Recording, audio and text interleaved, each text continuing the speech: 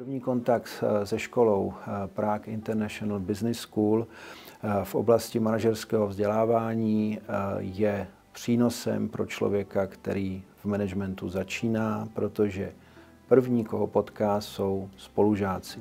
Někteří jsou na stejné úrovni vzdělání, někteří už jsou zkušení manažeři a máte šanci poznat práci i z jiného oboru, než v kterém sám působíte. Pak přijdou lektoři, kteří jsou unikátní v tom, že to vzdělání umí personifikovat, tak, aby se dotkli těch profesí, které se na konkrétním kurzu setkali. Jsou to nejenom zkušení lektoři a schopní učitelé, ale všichni lektoři byli i prověření praxí z úspěšného podnikatelského sektoru.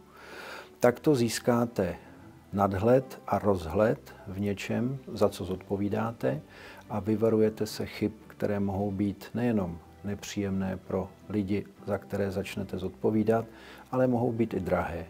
A toto všechno preventuje MBA studium na Prague International Business School, jejíž tradice hovoří už sama za sebe. Postupně se zabýváte tím, jak dál své manažerské vzdělávání doplnit, a při stále se měnící a velmi přísné legislativě, do které vstoupily evropské regulativy, tak jako neprávník také získáte v rámci druhého typu kurzu v této škole i právní vzdělání, a to je vlastně ten druhý studijní program, to LLM, kde se celá historie opakuje. Opět potkáváte úspěšné spolužáky, někteří z nich jsou právníci, někteří nejsou, a když odcházíte, tak jste potkal špičku právního vzdělání, odbornosti této země, a přeju, aby toto každý pochopil. Ano, není to jednoduché studium, je potřeba se soustředit, ale stojí to za to.